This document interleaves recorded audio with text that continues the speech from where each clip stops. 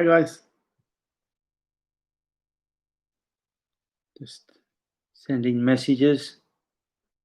Just realized my computer's in Japanese mode. How is everyone?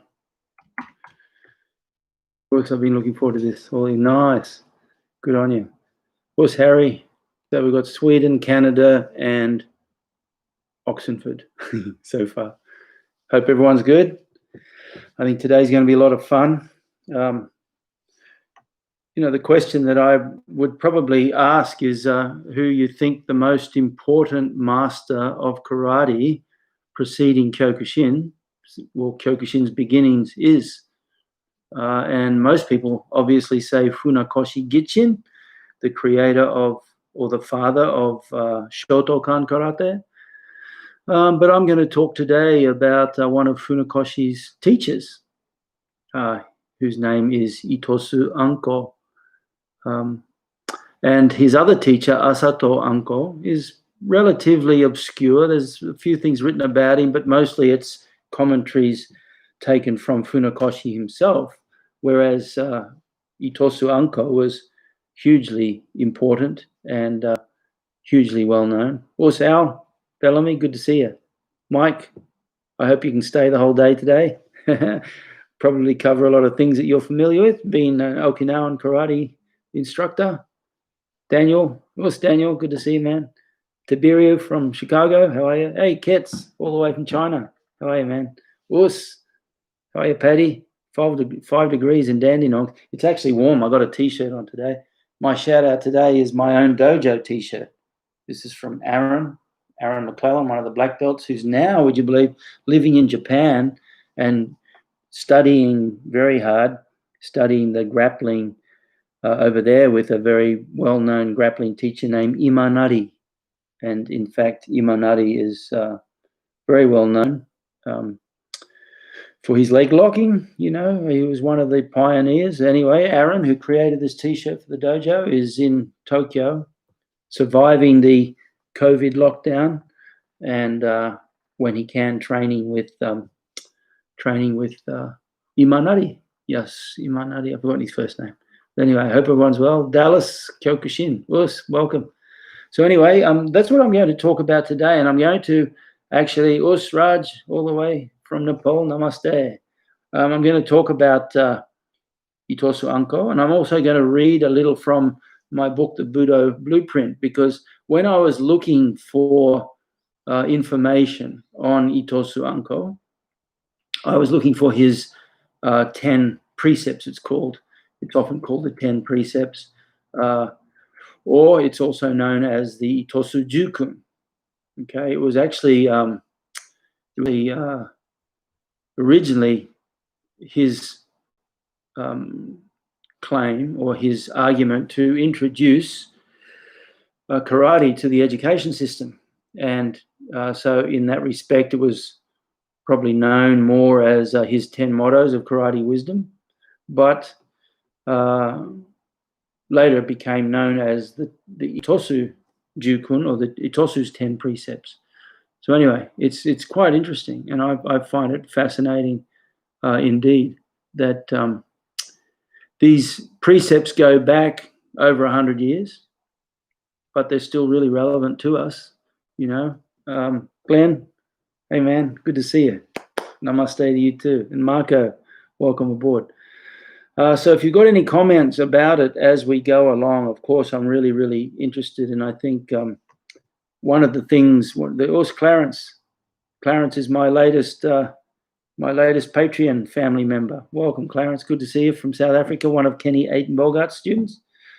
So if you've got any commentary, please put it in, because the most enjoyable thing, the most enjoyable feedback I get, or the feedback that indicates the most enjoyable part of these sessions, is the communication between the different people. We've got people of all ranks, people of all levels of experience. And, you mentioned Mike Clark is here. He's the author of some very well-known, internationally well-known books.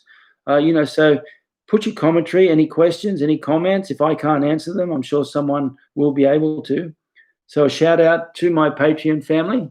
Glenn Lynch is brand new, and And Grant Mason, if you pick this up, I'm so happy to see your name pop up.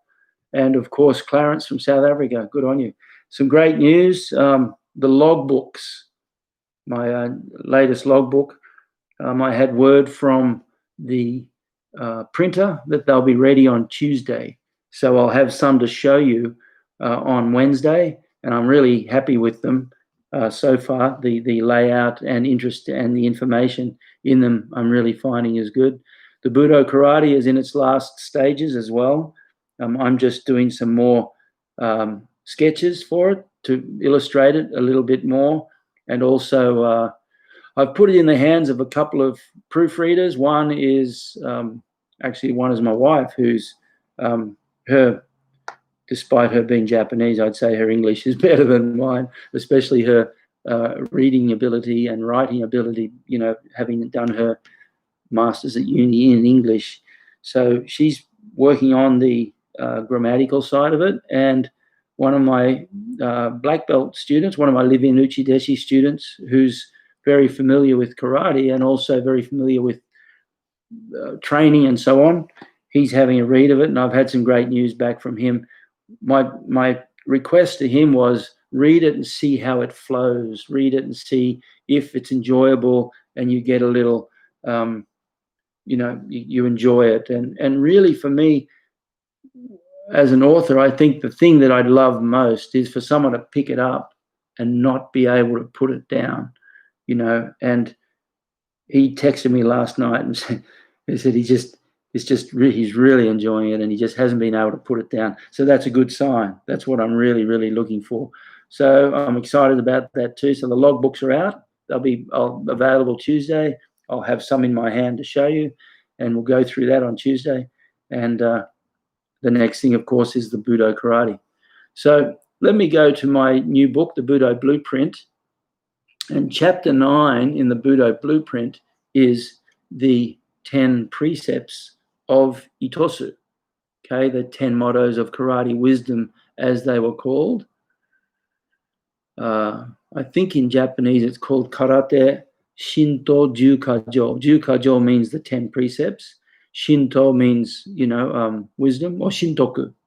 Karate Shintoku, Jukajo. Karate was obviously karate, but it was written in the old way before Anko, Itosu Anko student Gichin Funakoshi changed the kanji from karate, which read, let me write it for you, which I'll just do it, I'll increase the font a little bit here.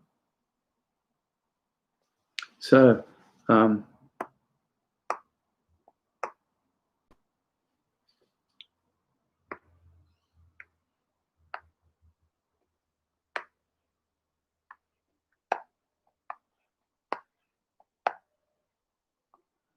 okay, so that's, where are we? That's karate in the old way. Karate in the old way. This kara means China, essentially. Karate. And there was a little bit of a movement in Okinawa, you know, 100 years ago, to try and have, because they had Tode too, they had the Okinawan, the native Okinawan karate, and of course, the input of China. And I'll just write,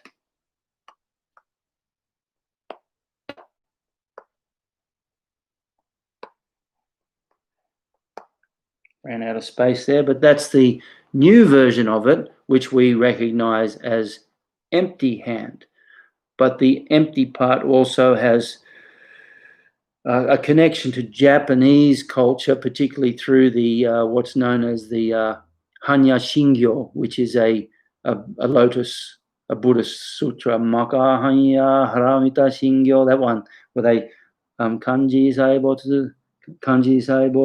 Satsu Gyojin Hanya Haramita, you know, it goes on like that. And in that, there's a section which says Shikifu Iku Kufu Ishiki. So Shikifu Iku Kufu Ishiki means everything is void and void is everything, which is pretty deep. It's a Buddhist concept of the phenomenal world actually having nothing in it but emptiness. So anyway, by Funakoshi changing it from the old kanji to the new kanji, it kind of connected it more as a Japanese art. But as Sosai said, with the Shingi Tai, the spiritual source of the mental Shin Gi Tai was from India. The Gi, the technique, was from China, and the Tai, the physical conditioning approach that they have in Japan, is originally from Japan, their approach to it. So there's no denying that the origins of karate technique are in China, and no one tried to hide that. But just by changing it, it kind of connected it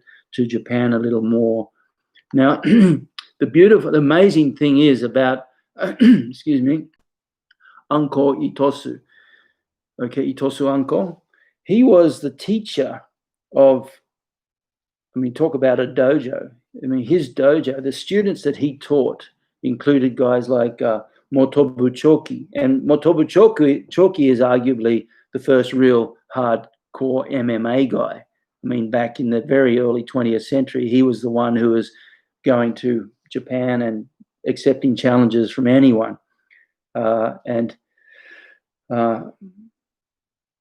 His student, Otsuka, Hironori Otsuka, was the creator of Wado-ryu karate, Shoshin Nagamine, who's probably one of the most celebrated modern martial artists. He only died in 97, I believe. Mike Clark might be able to correct me if I'm wrong. But Nagamine Shoshin was a great teacher who really worked hard to open up Okinawan karate to the Western world. He was also the mayor of Naha. He died after Sosai. So Motobu Choki was one of Itosu's students. Funakoshi Gichin, who created Shotokan. Toyama Kanken, who created Shudokan, lesser known style, but nevertheless significant. Mabuni Kenwa was one of his students who created Shitoryu. And he actually took the name Shito. Here we are, let me show you. So Shitoryu is the word Shito, he created himself, which was a combination. Oops, turn my pen back on. Shito is a combination of two kanji. The first one is that. That's Ito, the first part of Itosu. Okay? And To, which literally means the east, is the first kanji of his other teacher, Higashionna sensei. So he took the first part of Itosu sensei's name, and the first part of Higashionna sensei's name, and created Shito. Another way to pronounce them is Shi and To. So that's how he created Shitoryu. And so that was another one of Itosu sensei's students, was Mabuni Kenwa. And then you had the father of Shorin-ryu karate, which is very big amongst the Okinawan, in the Vietnam War era Okinawan U.S. military. His name was Chibana Choshin, right? And of course, the other celebrated student of Itosu Anko was Miyagi Chojun. So quite literally, you look at Itosu's students, you have the creators of Goju, Shotokan, Wado-ryu, Shitoryu, the four major styles of karate, and by connection, Kyokushin karate. So Itosu Anko is arguing, a lot of people say Funakoshi is the father of karate, but I tend to think that Funakoshi was labeled the father of karate simply because he was the one who was recognized as the first one to take karate to the mainland Japan in a big way. But really, his instructor just blew Funakoshi's influence out of the water, because his students created every major karate style in the world. So you could argue that karate as we know it in the world today all started at this guy's dojo, and that's pretty amazing. Yes, that's right, Funakoshi sensei. So, for example, you take kata that are known in Goju and kata that are known in Shotokan, and often they're the same kata, but they have different names, like Nai Hanshin or Nai Fanshin, which is that's the kata that I'm working on at the moment. But in Shotokan, it's called Tekki. Okay, because tekki literally means like an iron horse, but it refers to the stance, the kibadachi stance. Tekki, the ki in kibadachi, the ki in tekki, the same. For example, the pian katas, pian 1, pian 2, pian 2, they were changed to heian to suit the Japanese people. So Mike's correct there. Us Paul Kniep aus Deutschland. Good morning. Mike Clark. Well, there you go. This is fascinating. That blows me out of the water. Mike Clark had the honor of meeting with Nagamine Sensei several times over the years. That's amazing. I didn't know he lived until 2009. I actually thought he died earlier than that. I thought he died in 97 for some reason. But anyway, there you go. If you've got any questions, don't ask me, because I never actually had the honor of meeting Shoshin Nagamine Sensei, but Mike Clark has. So I guarantee he'll have some fascinating first-hand stories to tell. I don't. I'm only going on what I read. So anyway, Nagamine Sensei's teacher, Itosu Anko. Well, there you go. Now, I'm going to read this section from my book. And what I did was retranslated the whole 10 precepts myself, because I found there are a lot of translations, and they were all good. You know, I have no argument with that. But I just found here and there were subtle points of difference, which I felt was significant. So I ended up translating them myself. So now let me read on. The 10 precepts of Itosu.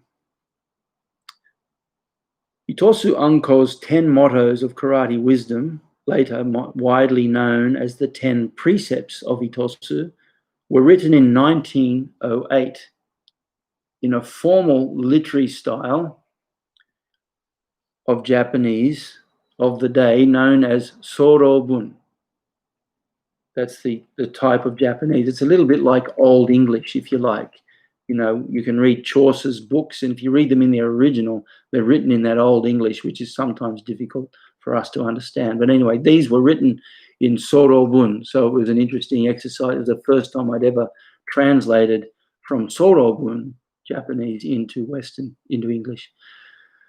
The Sorobun was especially common in official government correspondence. This writing style is rarely, if at all, seen today, just like Old English.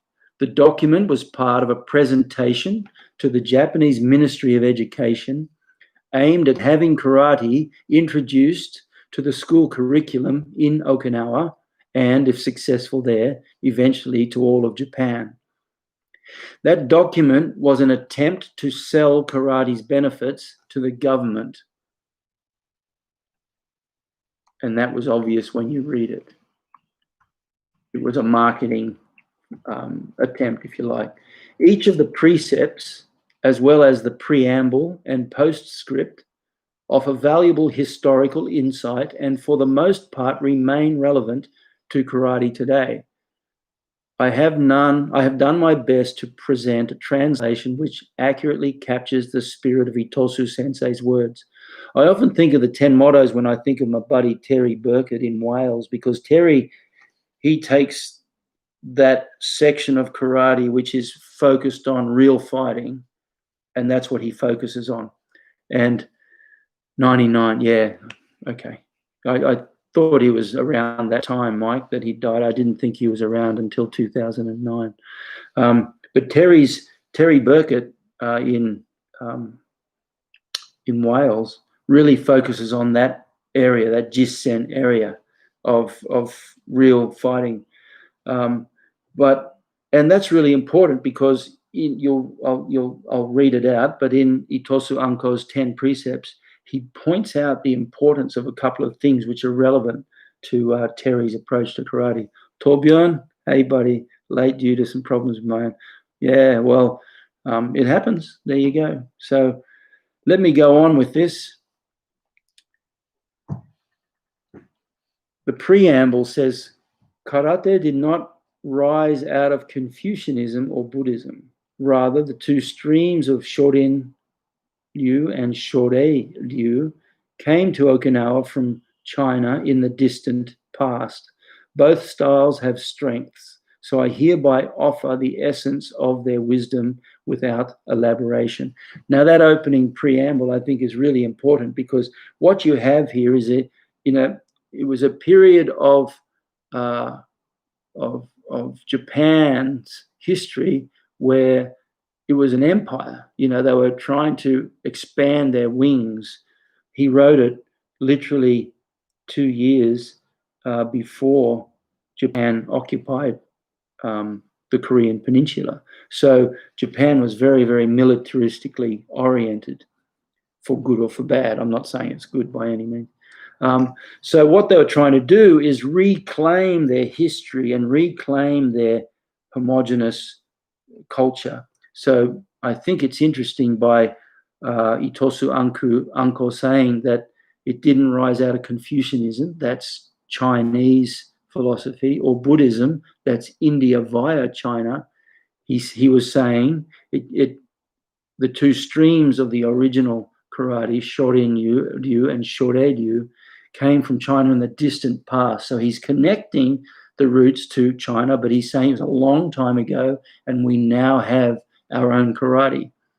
Okay, and he probably said that because, remember, I said the kanji that wrote the word karate were Chinese hand. The first kanji in those days was the kanji generally used to recognize China.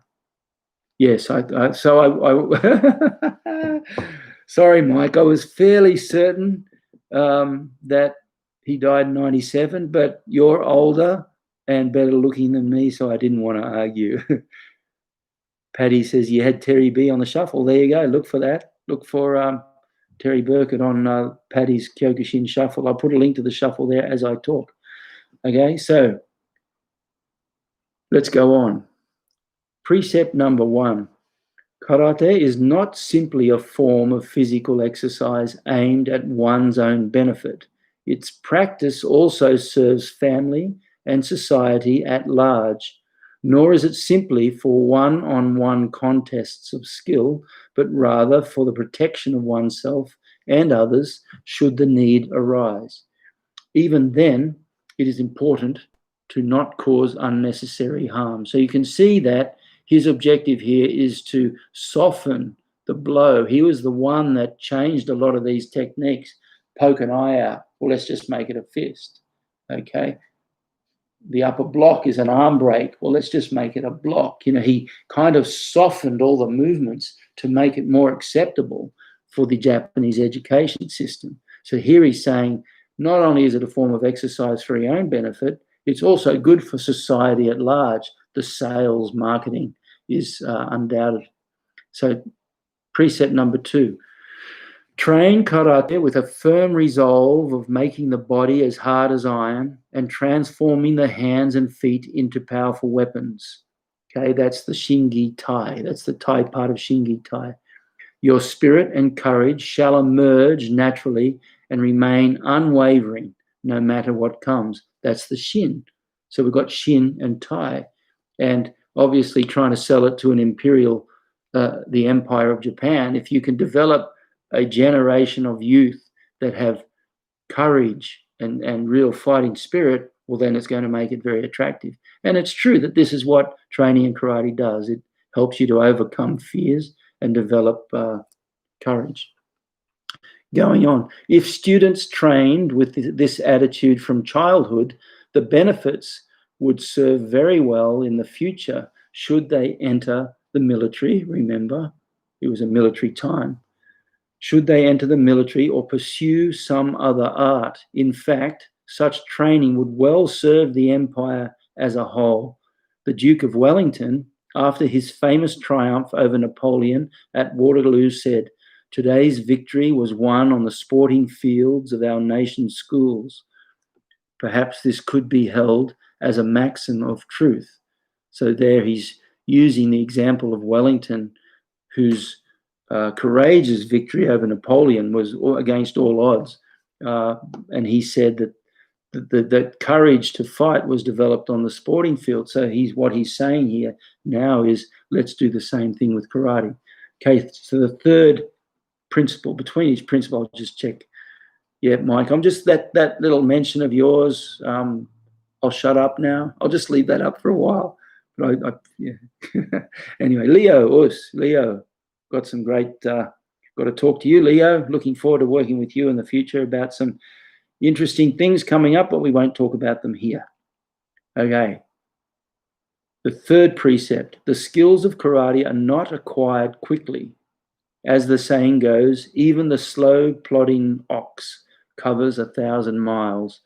By training consistently, 1 or 2 hours a day for 3 or 4 years, the average person will achieve a transformation in the body and an understanding of karate's innermost secrets.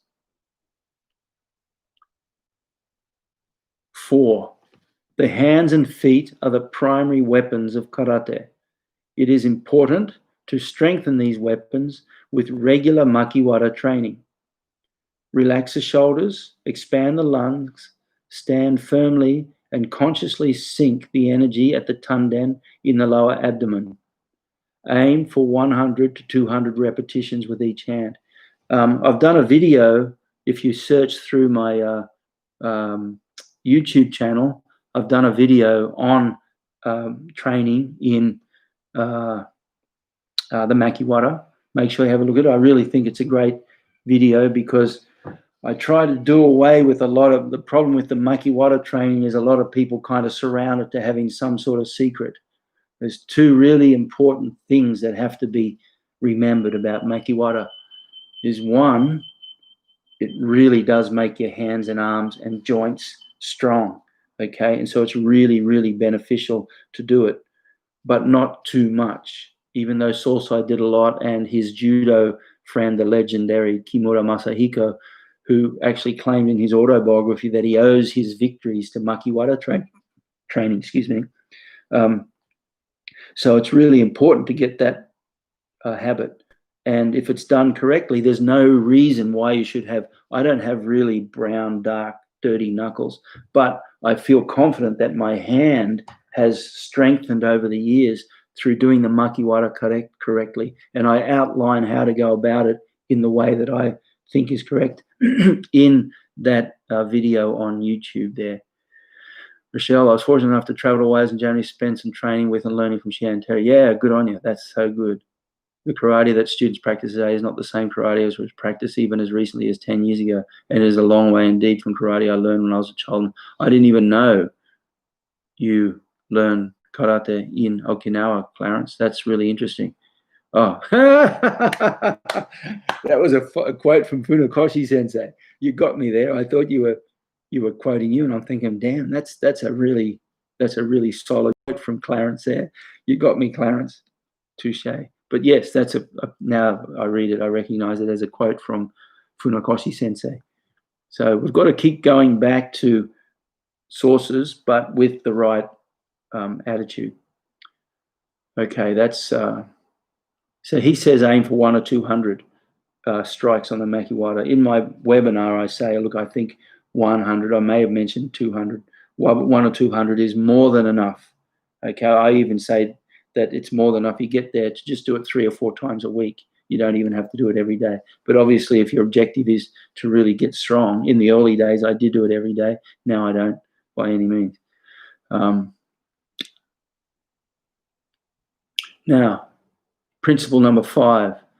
For karate stances, stand erect. So here we're going technical now.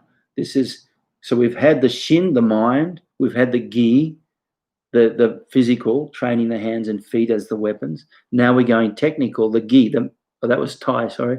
Now we're going gi, or the technique. So he addresses all 3, shin, gi, tai. And it may not have even been a concept at that time, but he's addressing all 3. For karate stances, stand erect, relax your shoulders, and tread firmly with strong legs. Consciously sink the energy at the tanden in the lower abdomen. It is vital to find the subtle balance between tension and relaxation throughout the whole body. that's really valuable, that too. And my own, one of my own teachers, Oishi Daigo Shihan, he's always talking about it, that, yoi stance is an attention stance. So your legs are never straight and relaxed. Your toes are never relaxed. At that, you're finding, he says, the knees are slightly bent and there's a balance between relaxation and tension within the legs. So he says exactly the same thing. Okay, the next principle is principle number 6. Study and drill the techniques of karate deeply. Learn the underlying essence behind each technique and determine how they can be most effectively applied in any given situation. There are numerous oral traditions that describe the techniques of offense and defense of the masters. Okay, so we have to study the deeper application, not just what we're taught, and particularly not just what we find in the kata. This is the biggest, this precept number 6 to me is one of the biggest and most important indicators that we have to take the technique of karate deeper, because it was this instructor, Itosu Anko sensei, who was the one that softened everything. He deliberately took the techniques which were primarily aimed at hurting people and killing people. The goal was to create maximal destruction, if you like, in minimal time. But he softened them so that they would be more acceptable to the Japanese education department. So here's him saying now that now we have to really realize, he's saying in a very shaded way, we really need to realize that we have to go a lot more deeply into the research and realize that a punch is not a punch.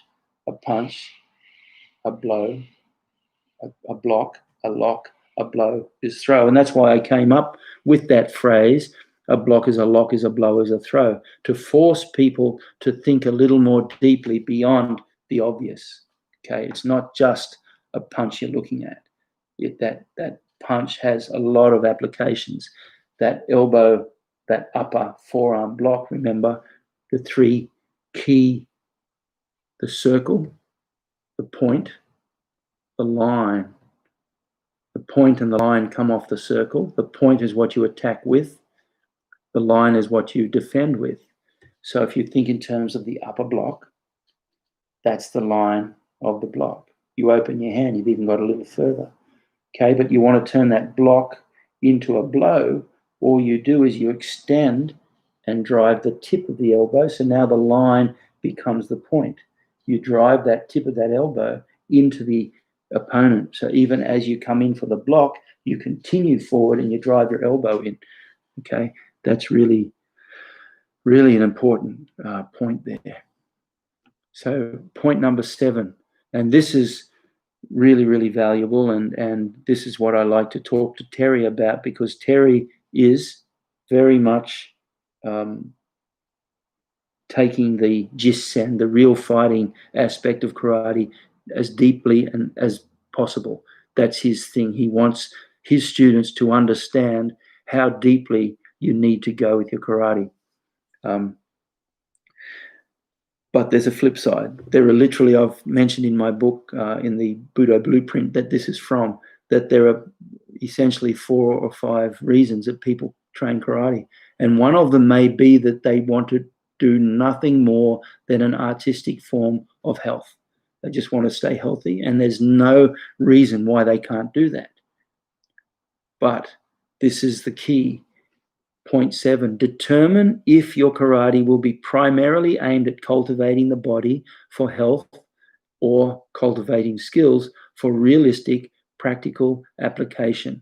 Then train accordingly. That is so important, because the problem today is that a lot of people train for one and think it's also the other. And it's both ways, I have to say. If you really, really train hard for tournaments, you're going to damage your body. There's no doubt about it. The objective of getting into a tournament fight, I was watching the KRT boys, Wes and Darren, and they had Nick DaCosta on. Man, track that down. That's a ripper, because Nick DaCosta is one of my real heroes in modern day Kyokushin fighting.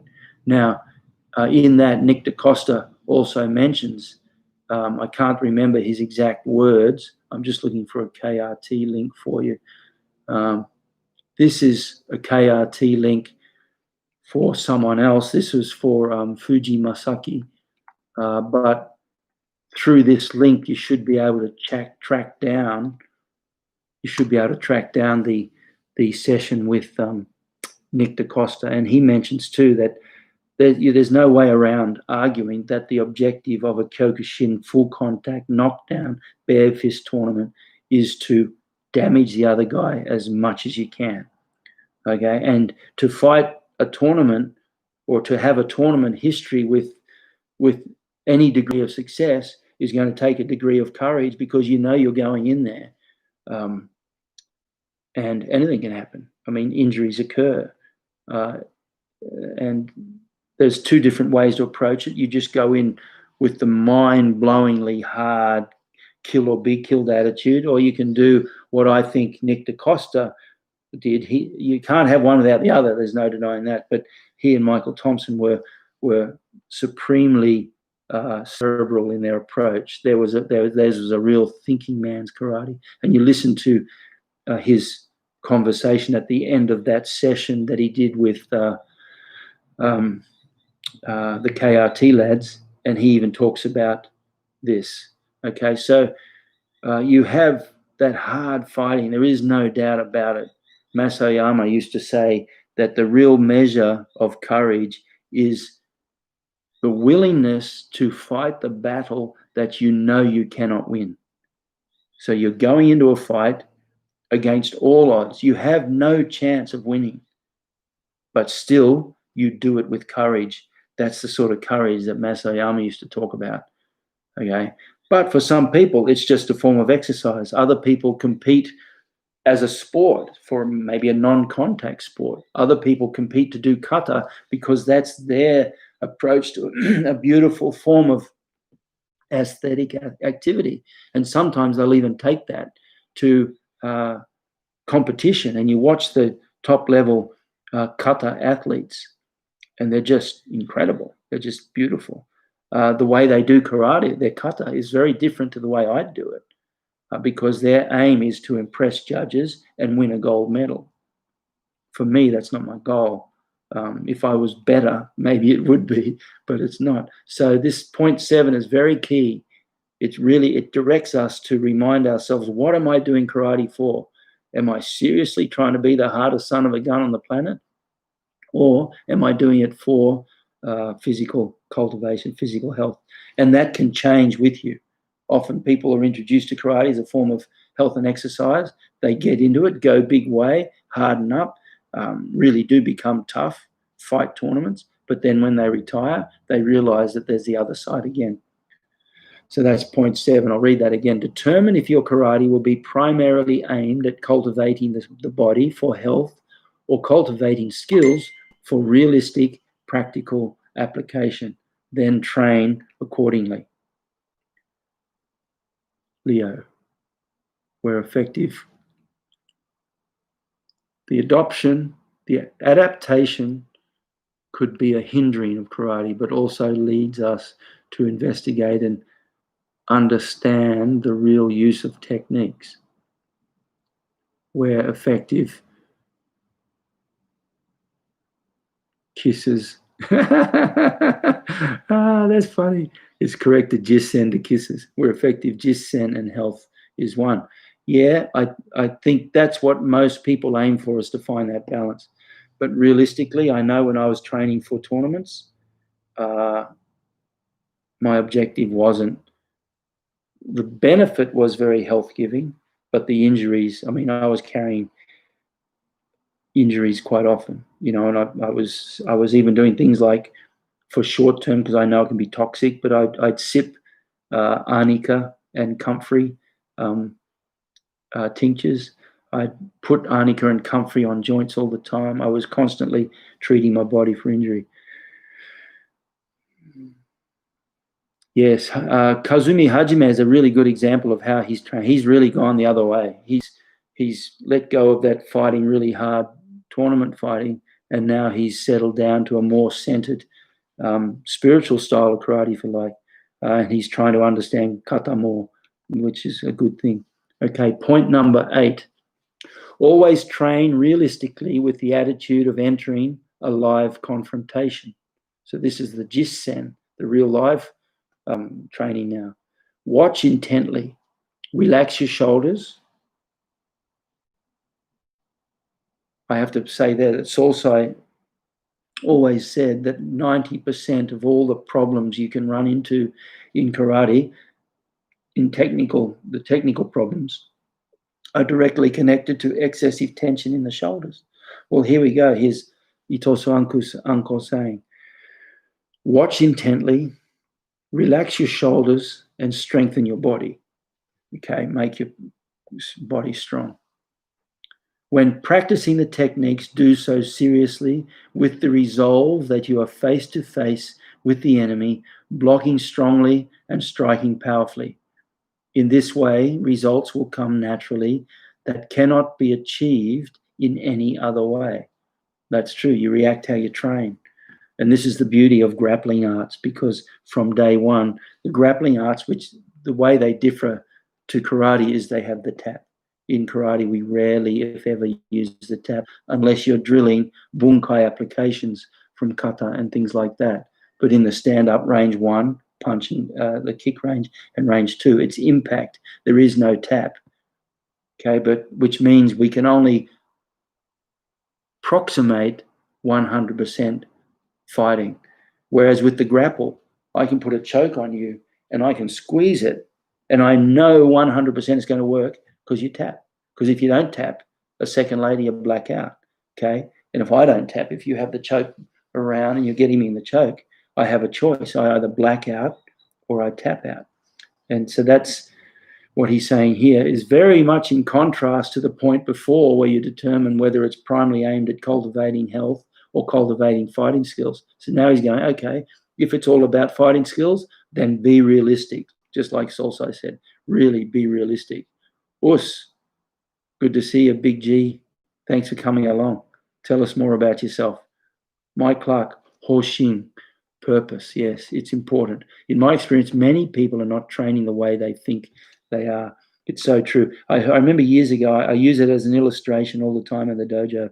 I heard about a young girl who was a 2nd degree black belt in, I won't say which art because I know that there is good in that art as well, but that particular stand-up fighting art has a reputation for being soft and weak. I can tell you now, I know some guys in that art who are a long way from soft and weak. But she was a teenage girl who had been given a 2nd degree black belt, and she believed the story. She had drunk the Kool-Aid, and she got into a situation where she was accosted and was being molested by a guy, and she tried her martial art, and it had zero effect. She was a 2nd dan black belt, zero effect. And she was so broken. She literally thought that these years of training had brought her to a point where she could be safe in this situation, and it was zero effective. So now she's got the trauma of being beaten up and the trauma of being affected like that, combined with the trauma of something that she believed in being completely ineffective. And she actually ended up committing suicide. Cool, Grant. Good to see you. How disappointing is that? I mean, how heartbreaking would it be to know that what you'd been doing all these years was ineffective? I had a student named Julie Porter, actually. Julie actually ran a dojo. She ended up running a dojo for years. And she was kind of funny in the dojo. I'd show her something and she'd go, oh, would that really work? I don't know. Oh, yeah, look, I don't know if that'd really work. And she was the born doubting Thomas. And in my dojo, I encourage everyone to be a doubting Thomas.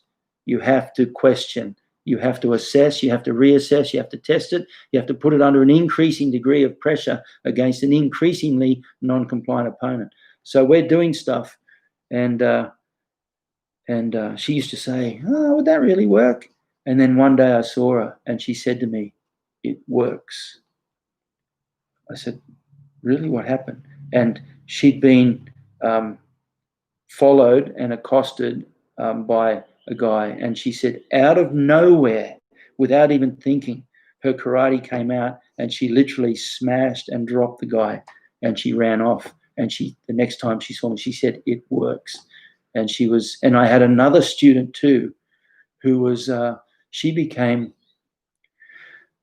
sadly I've forgotten her name, but she became a bit of a hero in the local area of Brisbane, because there were a series of molestations at a local train station, in the tunnel underneath the train station, where a guy had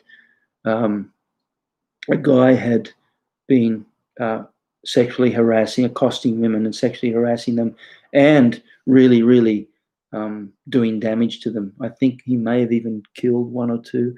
But anyway, one of my students was accosted, and she was overwhelmed by this guy's strength. But she said all she could remember was the spirit of Us and to not give up. And he had a knife, and to this day she has slashes on her neck where he had tried to slash her throat and everything. And she just fought and fought, and she did all the karate, all the things which she, had learned, and even hitting him with her handbag and this sort of thing. And she got away. She dropped him enough to get away and run and save her life, So if you train appropriately, you will react appropriately. That's what that step 8 is. Always train realistically with the attitude of entering a live confrontation. Watch intently, relax the shoulders, strengthen the body. When practicing the techniques, do so seriously with the resolve that you are face to face with the enemy, blocking strongly and striking powerfully. In this way, results will come naturally that cannot be achieved in any other way. Now, I guarantee you, take that girl who'd been accosted, and she fought for her life, and she didn't give up. She has a level of experience that 99% of us have never had. She actually fought for her life, and she can speak with the authority that, yes, it does work. Unfortunately, that young girl who was a second dan in her art, who'd been led to believe that what she was taught worked, and it didn't, she went the opposite way, and the downside was she unfortunately took her own life. Okay, precept number 10.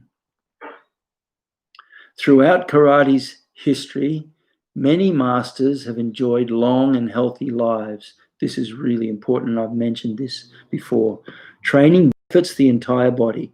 It develops the muscles and bones, supports the digestive organs, and improves circulation, all leading to long-term health.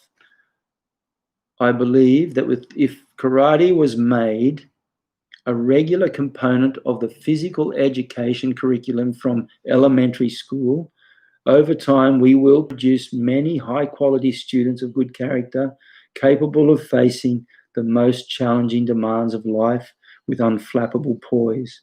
Okay, he talks about how it affects your own health, but also the general health. In India, I was talking to a good friend of mine yesterday. In India, they say that because they accept the concept of reincarnation. If you accept karma, cause and effect, you have to accept reincarnation, because one can't exist without the other. And we were talking about how in India they say that your words and thoughts and actions affect you your 7 generations before and 7 generations after.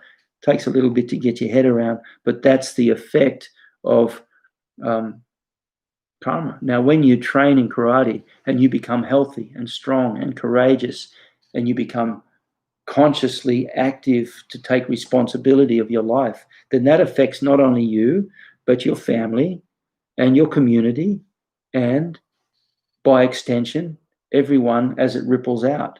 Okay, so that's really, really important. And a final word which he has, and this is the postscript of it. Great subject. Being ruthless comes with age. Yeah, some people get soft with age too, but that's true. I think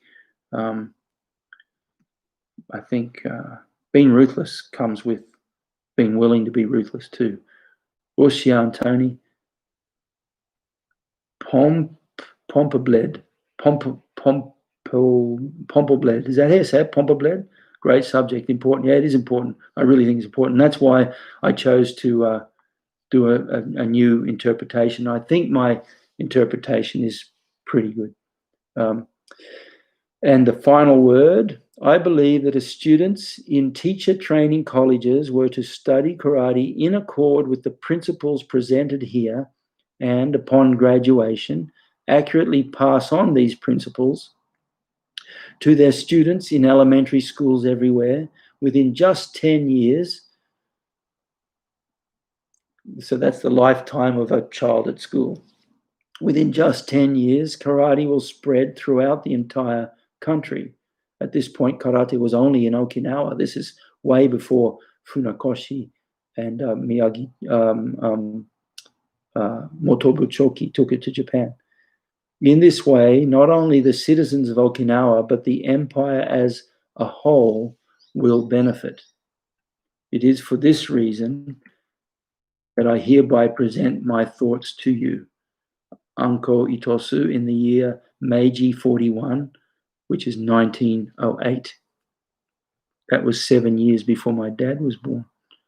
But anyway, there you have it. That's the Anko Itosu 10 Precepts of Karate, and that's my most recent translation of it. So what do you think? How important is that?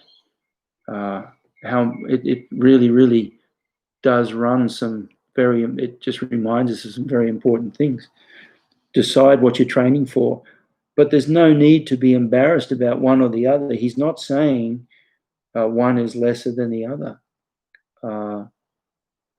And like Leo mentioned, I think, was it Leo mentioned earlier, that you train for one, you get the benefits of the other anyway. You can guarantee that my friend Julie had no intention of going. I don't think she ever fought a tournament in her life. I could be wrong. But I'm sure she didn't train karate with a purpose of being the hardest son of a gun on the block. She was training because it gave her incredible health and it gave her incredible flexibility and youthfulness. But there she was. She's the one that came up one day and said, it really does work, because she experienced it firsthand under pressure against a totally non-compliant opponent. And that is an area that very few of us ever get to. People can go their whole career, become a 4th, 5th, 6th, 7th. There's crazies out there with crazy ranks who have never actually faced a 100% non-compliant opponent.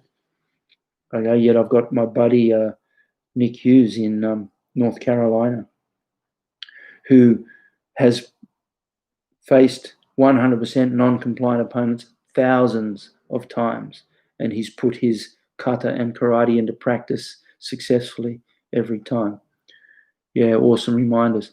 I'm sure Mike Clark, and I keep drawing on Mike Clark's experience because he is far more experienced than me when it comes to Okinawan Goju and origins and so on. I'm sure Mike Clark has some comments that he might be able to add about. I just found, you're going to love this, that he might be able to add for the comments. That's a link to Mike Clark's book. I think that's the one, Shingi Tai. But look what I did find. I have made it after all. I made a link to the KRT session with Nick DaCosta. That's that link there. Go and check that out and watch it to the end, because the discussion at the end is very enlightening. He talks about the is it Bethel Green Dojo, which was full of just the crazy, hard, tough guys in England. So that's my discussion on Itosu Jukun, the 10 principles of Itosu. Leave a comment. I hope you got something out of it. When my book comes out, the Budo Blueprint, you'll have it there. I'm also doing up nice A3 size posters of it that I'll sign and everything as the translator, and I'm making them available as gifts. I'm also sending a PDF of that out to the Patreon family as a thank you. I'm creating those. I haven't finished them because I'm actually doing a hand sketch of Itosu Anko himself. Try to make it as accurate as I can, because it's funny, you know, I used to draw a lot. When I wrote my book, before I wrote my book, The Budo Karate Masayama, I was drawing a lot more than I was writing. But then once I wrote that book, the analogy I use is I used to look at a tree and I'd see every shade. I'd see every shade of green and brown and purple and blue and everything. And then after I wrote my book, I'd see a tree and think of a poem. So my creative hemisphere, my right hemisphere, went from colors and light to words and sentences. So now trying to get back into being able to draw has been, you know, I'm doing a lot of drawing to try and get my right hemisphere going again. Lawson, good to see you, man. The last link didn't work? Oh, I must have got it wrong. Thank you. I'll actually go right in there now and I'll chase that up for you, and I'll see if I can find what I did with that link. But thanks for pointing that out, Lawson, and I'll dig up the other one if I can. I'll do a search here for my little collection.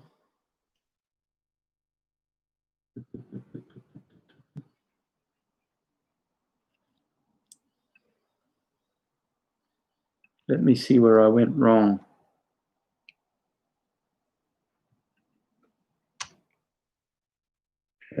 Yes, I see what I did. I added an extra C, so I've got it. Here you go. Thanks for pointing that out, Lawson. Lawson, by the way, CLD. This is the correct link. LD there, Lawson. He's one of the students from the dojo. I love that I've graded him and he trains with me, but I take very little credit because he came from Pete Collis's dojo, and even though he's trained with us for the last few years, he's, you know, I take very little credit for his great karate. But he actually lived in Okinawa, training in Okinawan karate too. So he's a nice balance of a cross between Kyokushin karate and Okinawan karate. And we get a lot. I love talking to Lawson, and we call him Dibby. Love talking to Dibby and discussing the differences and the variations, because if you know the variations between different styles, then you can start to process why they're doing that. Not that one's better than the other. Good on you, Dibby. Thanks for pointing that out. That link should work now. Scrub the previous one. If I could get rid of that, I will. Remove. There you go. Bang. It's going. Gone. Clarence, thanks, man. Thanks for coming from South Africa. You got a grant? Did you got a copy of the old book? You got a copy? Did you? That's coming out. It's very close. It's going through the final proofreading and typesetting now, setting up. I think the why we train is often more important than the how. I'm learning heaps here with no intention of training. Well, there you go. Gee, I wish you'd come and train. Maybe we can get together sometime. I'd love to train with you. And if I do a camp, a Kyokushin camp in Perth, Mike, 100%, I'll grab you and get you to come along and take some sessions, or a session at least, for us, so you can give us your insight into Okinawan perspective. That'd be fantastic. And a nice guy. Yeah, good guy. Lawson's a good guy. Good on you. Rochelle, thank you again. Frederick, it works fine. The second one works fine, yes. The first one shouldn't. Thanks. Daniel, another great show. Good on you, Daniel. Thank you, everybody. I'll cut that there. It's almost exactly an hour, which is nice. Normally we go right over. And there you go. Look, anyone in Perth, often we get a couple of the Perth boys in. I didn't see any of their names pop up today, though, Mike. Thank you very much. I hope you enjoyed that. That's straight out of my new book, The Budo Blueprint. That'll be out at the end of the year. For now, next Wednesday, I'll have the physical logbooks ready to show you. Craig, good to see your name there, man. How you been? Thanks for coming along. And thanks, Patty. You didn't cut out early, unless you're cutting out now, because you normally do your kids about now, don't you? Yeah, you too, Cats. Good to see you, man. Thanks. Mike's from Perth. Well, Mike's from England, then to Tassie, and now in Perth. But thank you, everyone. It's always a real pleasure to come along, and I hope you enjoyed that reading. And by all means, when the video finally gets up on YouTube, leave a message, leave a like. If you're not a member, subscribe, please.